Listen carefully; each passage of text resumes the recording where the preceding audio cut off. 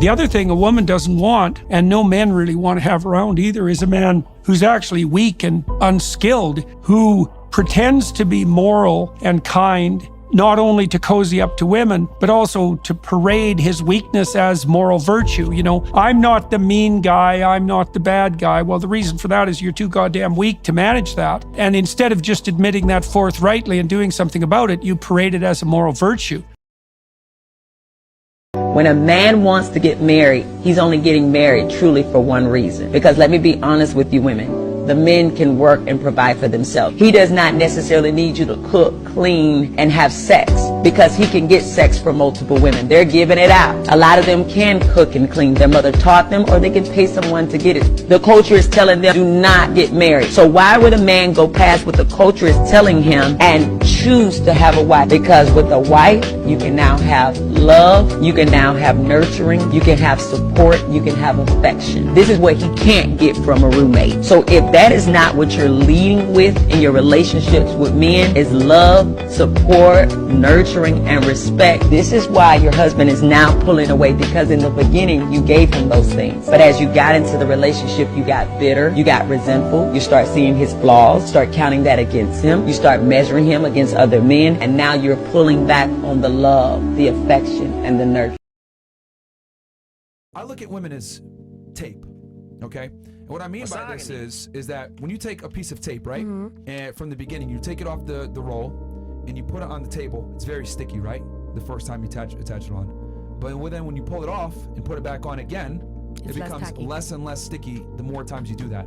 So the more surfaces you put the tape on, the less sticky it becomes. When women are sex workers, they effectively have no stickiness left. They're able to jump from guy to guy, different surface to different surface, and they're no longer a good partner. And a piece of tape that isn't durable and can stand on the table is useless. It can't hold what I call a relationship together. So when a woman effectively sells herself and she becomes this tape that's been used everywhere, the stickiness is gone, and that is her most important asset.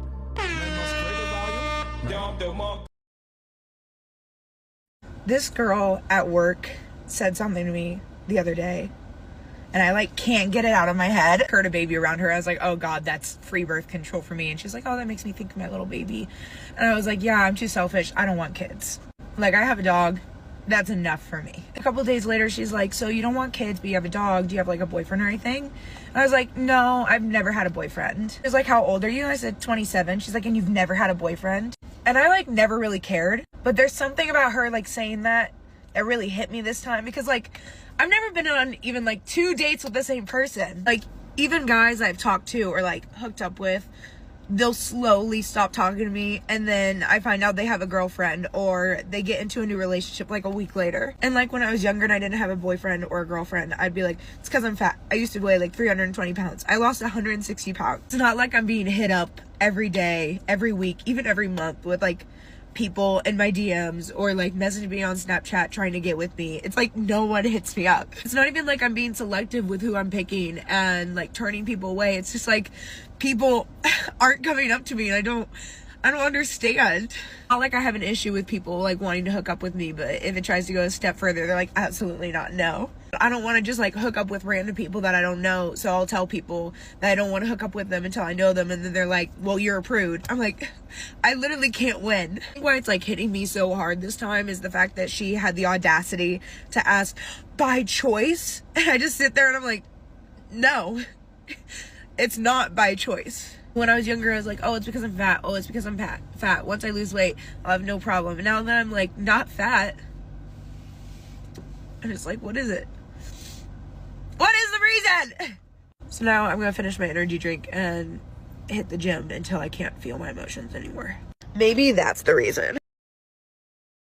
Women disrespect men in a lot of ways that sometimes y'all don't know that a man feel disrespected. When you correct your man in front of a room full of people, you just disrespecting him, emasculating him, and shrink him as a man. Ooh, and he might not say nothing, he might not even have the words, or he might be smart enough to not make a bigger scene, but you do not never do that. And that's one of the things I've seen women do, and I'm like, it makes everybody else with the high IQ, it makes us uncomfortable when we see you do that. When you talk to your man crazy or use a certain tonality to speak with him, it makes men with a certain intellectual and emotional IQ, it makes us uncomfortable. Women who do that, a man doesn't feel respected.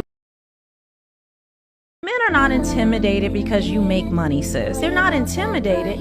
They don't want to deal with your attitude. They're not intimidated. They don't want to deal with you. Women think it's attractive to be a lot to handle. No, grow up. You are a burden. The really emotionally connected woman who's super loyal and super loving, she can't be with a man who's super busy. She can't do it. She's too anxious. She misses him too much. She needs him home all the time. She needs predictability. She needs stability. She wants a home. She wants you to help her put the kids to bed at night. Whereas the woman that's like, yeah, you can go on business trips for a couple of months. Yeah, you know, I'll see you when I see you. She tends to be a bit more emotionally detached.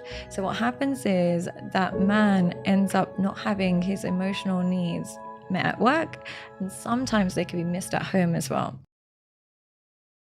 So I've been seeing this guy for about 3 months now, and although we spend a lot of time together, we both decided that we don't want a relationship or anything too serious. So recently, one night after he drank a little bit, he might have slipped up and told me that he loved me. What were y'all doing when he told you he loved you? Well, we might have been in the process of getting into something. Every man in this room has said that at a particular time. Right? It doesn't mean that we love you. What it means is we love what's happening right now. And since it's happening with you, then hell, you it. Ask him one day, just say, can I ask you a question? This is just hypothetical. How would it make you feel if you never saw me again? Society puts a high worth on ladies' connections and family, prompting cultural tension and feeling of dread toward being separated from everyone else. This assumption is supported by media depictions that underline the requirement for close connections, recommending that being distant from everyone else is bothersome. This social story is well established in verifiable standards, where marriage and family were viewed as the essential signs of a lady's prosperity and character. Regardless of progress in orientation equity, these customary perspectives endure, affecting how ladies see their self-esteem and life objectives. The anxiety toward being separated from everyone else isn't just about being without an accomplice, yet in addition about feeling deficient or fragmented according to society. This profoundly imbued social inclination influences ladies' psychological and close-to-home prosperity, making the possibility of being separated from everyone else really overwhelming. Ladies who have encountered injury or relinquishment in past connections frequently have an elevated feeling of dread toward being distant from everyone else, as it addresses dejection as well as a feeling of disappointment or deficiency. Long-haul connections, likewise, make the feeling of dread toward being distant from everyone else more articulated for some ladies, as they are managing the quick, profound effect of their previous encounters and the vulnerability and difficulties of manufacturing another way all alone. This mind-boggling transaction of over a wide span of time nerves adds to an unavoidable feeling of dread toward isolation, making the possibility of being separated from everyone else essentially really scary. And that wraps up today's episode of Manosphere Daily. If you enjoyed the content, give it a like. Be sure to subscribe and hit the notification bell so you're notified as soon as a new video is out. Share your thoughts in the comments below. See you all tomorrow.